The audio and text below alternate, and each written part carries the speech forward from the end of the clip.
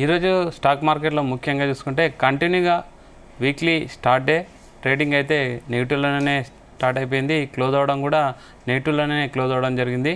కంటిన్యూగా 4 డేస్ నుంచి అయితే మార్కెట్ నెగిటివ్లోనే ట్రేడ్ అవుతూ జరిగింది. ముఖ్యంగా చూసుకుంటే US India trade deal effect అయితే ఖచ్చితంగా ఉందని చెప్పాలి. అటు మెక్సికో అండ్ యూరోప్ మీద 30% అయితే ట్యాక్స్ వేయడం జరిగింది. టారిఫ్లు ఆగస్టు 1 నుంచి అయితే స్టార్ట్ అవ్వడం జరుగుతుంది. ఆ ఎఫెక్ట్ అయితే మన మార్కెట్ల పైన అయితే ఖచ్చితంగా ఉన్నాయని చెప్పాలి. నెక్స్ట్ Q1 రిజల్ట్స్ టీసీఎస్ సంబంధించి అయితే ఎక్కువగా అంటే అనుకున్నంత ఆశాజనకంగా అయితే లేకపోవడం, ఐటీ షేర్లలో ఎక్కువ ప్రెజర్ ఉండొచ్చు అని చెప్పొచ్చు. ముఖ్యంగా ఈరోజు మార్కెట్ చూసుకుంటే కూడా ఐటీ షేర్లలో ఎక్కువగా డ్రాగ్ అయితే బాగా కనిపించింది. ముఖ్యంగా చూసుకుంటే ఈరోజు సెన్సెక్స్ వచ్చేసి 247 పాయింట్లు డౌన్ అయిపోయి 82,253 దగ్గర క్లోజ్ అవ్వడం జరిగింది. నిఫ్టీ వచ్చేసి 67 పాయింట్లు డౌన్ అయిపోయి 25,082 దగ్గర క్లోజ్ అవ్వడం జరిగింది. అండ్ బ్యాంక్ నిఫ్టీ చూసుకుంటే 10 పాయింట్లు పాజిటివ్గా ముఖ్యంగా షేర్లు అయితే మూమెంట్ అయితే కనిపించినాయి బ్యాంక్ నిఫ్టీలో. అండ్ మిడ్ అండ్ స్మాల్ క్యాప్లు చూసుకున్న మంచి మూమెంటం అయితే కనిపించినాయి. అండ్ ముఖ్యంగా ఈ week market Nifty and Sensex levels ఎలా ఉండబోతున్నాయి అండ్ టారిఫ్స్ అయితే ఆగస్ట్ 1 వరకు పొడిగించడం జరిగింది. కంటిన్యూగా ఇలా డిలే అవ్వడం వల్ల మార్కెట్లు ఎలా రెస్పాన్స్ అవుతున్నాయి? మనతో మాట్లాడడానికి శ్రీరామచంద్రమూర్తి గారు ఉన్నారు, stock market analyst. Sir good evening. Good evening అండి. సార్ ఈరోజు ముఖ్యంగా మార్కెట్లు చూసుకుంటే ఐటీ సెక్టార్లో అయితే బాగా ప్రెజర్ కనిపించింది అండ్ బ్యాంకుకి సంబంధించి అయితే కొంచెం మంచి మూమెంటం అయితే కనిపించింది. ఓవరాల్గా మార్కెట్లు అయితే 4 రోజుల నుంచి నెగిటివ్లోనే ఉండడం జరిగింది. ఇంకా ఎన్ని రోజులు ఇలా ఉండొచ్చు? ఈ వీక్లో ఎలా ఉంటుండొచ్చు సార్ మార్కెట్? ఈ వీక్ లో ఇక్కడ 25,000 మేజర్ సపోర్ట్ అండి బ్యాంక్ నిఫ్టీకి. సో అక్కడ మల్టిపుల్ టైమ్స్ సపోర్ట్ తీసుకుంటుంది. బ్యాంక్ నిఫ్టీ అయితే కొంచెం 56,500 ఆ రేంజ్ లో మేజర్ సపోర్ట్ ఉంది. సో అంటే బ్యాంకింగ్ స్టాక్స్ కానీ ఇవి మెయిన్ స్టాక్స్ అన్ని కూడా ఇక్కడ కొంచెం సపోర్ట్ ఛాన్సెస్ ఉన్నాయి. సో అది కట్ అయ్యేంత ఇంటర్నేషనల్ న్యూస్ అయితే ప్రెసెంట్ లేవు. సో నార్మల్ ప్రాఫిట్ బుకింగ్ అయితే జరుగుతుంది. సో సెలెక్ట్ స్టాక్స్ అన్నీ కూడా మళ్ళీ ఒకసారి డౌన్ వచ్చి మళ్ళీ రీబౌండ్ అయ్యే ఛాన్సెస్ కనపడుతున్నాయి. సో ఇది రెగ్యులర్ నార్మల్ ఫాలే తప్ప విపరీతమైన క్రాష్ కానీ ఇంకోటి న్యూస్ బేస్డ్ ఇదైతే కనపడలేదు. ఇది మేజర్గా 25,000 సపోర్ట్ బ్రేక్ అయిందంటే మళ్ళీ ఇంకో 300 పాయింట్స్ డౌన్ ట్రెండ్ ఛాన్స్ ఉంది. అంటే ఇమీడియట్ సపోర్ట్ ఏం చెప్తారు సార్? ఇమీడియట్ సపోర్ట్ అంటే 25,000 మేజర్ సపోర్ట్ అండి. అది బ్రేక్ అయితే 25,800 కానీ 700 మేజర్ సపోర్ట్. సార్ ముఖ్యంగా మనం సెక్టార్ సైడ్ చూసుకుంటే ఐటీ సెక్టార్ ఈరోజు బాగా ప్రెజర్లో ఉండే అండ్ ముఖ్యంగా బ్యాంకింగ్ సెక్టార్ పైన ఎక్కువ ఆశలు ఉన్నాయి సార్. ఇప్పుడు ఐటీ సెక్టార్ టీసీఎస్ సంబంధించి నిరాశపరిచింది. బ్యాంకింగ్ సెక్టారే కొంచెం ఏమైనా పుంజుకోవచ్చు, మార్కెట్ని పైకి లేపొచ్చు అనేది చెప్తున్నారు. ఏం చెప్తారు సెక్టార్ వైజ్?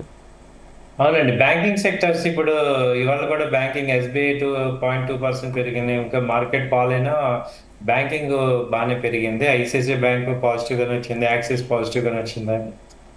సో కాబట్టి బ్యాంకింగ్ సెక్టర్స్ బాగానే వచ్చాయి. అయితే బ్యాంకింగ్ లో ఇది కూడా ఏంటంటే మెయిన్ HDFC బ్యాంక్ కొంచెం చార్ట్ డౌన్ ట్రెండ్ ఉండటం వల్ల అలాగే రిలయన్స్ కూడా డౌన్ ఉంది. ఈ రెండు కూడా మార్కెట్ ని డ్రాగ్ చేస్తున్నాయి. సో మిగతా ఎన్ని ఉన్నా కానీ వాటికి ఎక్కువ 30% ఇండెక్స్ వెయిట్ ఉంది కాబట్టి ఈ రెండు కనుక డౌన్ ట్రెండ్ ఆగితే మళ్ళీ మార్కెట్స్ నార్మల్ అవుతాయి. సో చార్ట్స్లో చూస్తే వీక్లీ చార్ట్స్ అన్ని కూడా ఈ రెండు డౌన్ ఉన్నాయి.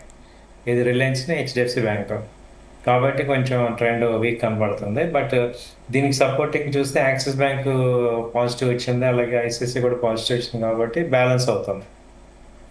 సరే, అంటే యూరోప్ అండ్ మెక్సికో మీద 30% అయితే ఆగస్ట్ 1 నుంచి ఉంటుందని డొనాల్డ్ ట్రంప్ అయితే అనౌన్స్ చేశాడు. అంటే మన దగ్గర ఎలా ఉండొచ్చు? ప్రజెంట్ మనకు వాణిజ్య కార్యదర్శి అయితే ప్రజెంట్ అక్కడ చర్చలు అయితే స్టార్ట్ అవ్వడం జరిగింది. గురువారం వరకు, రేపటి నుంచి గురువారం వరకు అయితే కంటిన్యూగా చర్చలు ఉన్నాయని చెప్తున్నారు. ఎలా ఉండొచ్చు సార్? మన మార్కెట్ ఎలా రెస్పాండ్ అవుతుంది? ఆయన ఇంకా బ్రిక్ కంట్రీస్ మీద 10% టారిఫ్ వేస్తారని కూడా అన్నారు. ఆల్రెడీ బ్రెజిల్ కూడా వేశారు. సో కాబట్టి ఏంటంటే ఇండియా మీద మనం కొంచెం స్మూత్ గానే హ్యాండిల్ చేస్తున్నాం కాబట్టి ఒక 15-20% అయితే నెగోషియబుల్ ఛాన్సెస్ కనపడుతున్నాయి. ఇంకా అంతకు మించి ఎక్కువైతే కూడా ఎకానమీ మీద ఎఫెక్ట్ అవుతుంది. సో నెగోషియేషన్ లో 15-20 అయితే నార్మల్ మార్కెట్ నార్మల్ గా తీసుకోగలుగుతాం. అంటే ముఖ్యంగా మనం ఇప్పుడు ఇన్వెస్టర్లు ఎక్కువగా ఏ సెక్టార్ పైన ఎక్కువ కాన్సన్ట్రేట్ చేయాలి సార్? ఆల్రెడీ పోర్ట్ఫోలియోలు ఉన్న వాళ్ళు ఏం చేయాలి? పోర్ట్ఫోలియో ఉన్న వాళ్ళు ఏంటంటే ఇప్పుడు ఆ కంపెనీస్ ట్రేడ్ రిలేటెడ్ ఇప్పుడు ఈ ఎక్స్పోర్ట్ ఇంపోర్ట్ రిలేటెడ్ కంపెనీస్ అయితే కొంచెం ఎఫెక్ట్ అవుతాయి. నాన్ ఎక్స్పోర్టెడ్ కంపెనీస్ అయితే అవ్వవు. ఆ, తర్వాత ఇప్పుడు మార్కెట్ విపరీతంగా ఫాల్ అవ్వాలి అంటే ఇప్పుడు ఆల్రెడీ 30% టారిఫ్ కనుక వేయదలుచుకుంటే ఆల్రెడీ మన కంట్రీ కూడా చెప్పేసేవాళ్ళు అది. మ్మ్. కాబట్టి చెప్పలేదు కాబట్టి అది మనకి వేయరు. మ్మ్. 15 to 20% నెగోషియేట్ అవుతుంది కాబట్టి ఈ న్యూస్ ఆల్రెడీ డిస్కౌంట్ అయిపోతాం. ఓకే. పెద్ద విపరీతమైన మర్యాద అవసరం లేదు. మ్మ్. వెయిట్ అండ్ వాచ్ చేసుకోవటమే. సరే, ఈ ప్రెషర్లో కూడా మనకు అంటే ఇన్వెస్ట్ చేయాల్సిన స్టాక్స్ ఏమన్నా చెప్తారా ఆడియన్స్? ఇది కేవలం నా వ్యక్తిగత అభిప్రాయం ఏంటంటే మీరు కూడా 1-2 సార్లు ఆలోచించుకొని డిసైడ్ చేయండి. ఇవాళ మార్నింగ్ చూసాను ఇది మన అమర్ రాజా బ్యాటరీస్, అమర్ రాజా ఎనర్జీది ఉంది, బాగుంది. ఆ తర్వాత వచ్చి ఇక్కడ మాన్యవర్ అని మిడ్ క్యాప్ కంపెనీ ఉంది, మాన్యవర్. సో అది బాగుంది, మాన్యవర్, అమర్ రాజా అండ్ నాట్కో ఫార్మా. అలాగే హెచ్డి ఇది మన డాక్టర్ రెడ్డిస్ కూడా పాజిటివ్ ఉంటుంది. ఓకే సార్, ఇంకా ఓవరాల్గా రేపు ముఖ్యంగా మార్కెట్ ఎలా ఉండొచ్చు సార్? ఇలాగే స్టాగ్నెంట్గా ఉంటుంది సార్, రేంజ్లోనే ఉంటుంది. 23,000 బ్రేక్ అయితే కానీ అది మనం అనుకున్న రేటు 24,000 కనుక బ్రేక్ అయితే మేజర్గా మనకి 25,000 బ్రేక్ అయితేనే మళ్ళీ మనకి ఫ్రెష్ డౌన్ ట్రెండ్. కాకపోతే మేజర్ స్టాక్స్ అయితే కొంచెం డౌన్ ట్రెండ్లో ఉన్నాయి, అవన్నీ కూడా కరెక్షన్ అయ్యే ఛాన్సెస్ ఉన్నాయి. ఎందుకంటే హై లెవెల్ బాగా వాల్యుయేషన్స్ వెళ్ళిపోయాయి కాబట్టి ఇండెక్స్ అక్కడే ఉన్నా కానీ కొన్ని స్టాక్స్ అయితే కరెక్షన్స్ కనపడుతున్నాయి. Okay okay sir, thank you very much. కేర్ఫుల్గా విపరీతంగా ఇన్వెస్ట్ చేయకూడదు. ఒక 10% 20% మన పోర్ట్ఫోలియో ఇన్వెస్ట్ చేసుకోండి. Thank you very much. So ఇది శ్రీరామచంద్రమూర్తి గారు చెప్పేది ఏంటంటే, మనం అంటే ట్రేడ్ డీల్ వచ్చేంత వరకు కూడా మార్కెట్ నేమ్ కరెక్ట్గా ఎస్టిమేట్ చేయలేం. ప్రజెంట్ అయితే మార్కెట్ కొంచెం మూవ్మెంట్ బాగానే ఉంది. ఐటీ సెక్టారే కొంచెం డ్రాగ్లో ఉంది. బ్యాంకింగ్ సెక్టార్ పైన ఎక్కువ కాన్సన్ట్రేట్ చేయొచ్చు అని చెప్తున్నారు. Keep watching Zee Telugu news.